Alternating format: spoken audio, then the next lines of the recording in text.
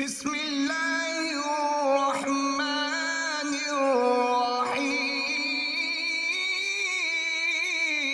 الرحيم إذا سلسلت الأرض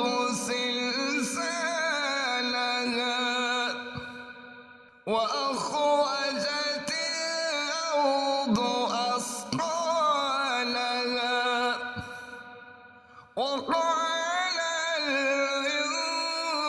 الإنسان ما لها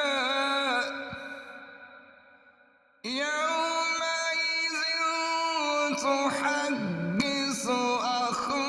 أخبارها بأن ربك أوحى لها يومئذ يصدر الناس أشتاتا ليروا أعمالهم فمن يعمل مثقال ذرة خيرا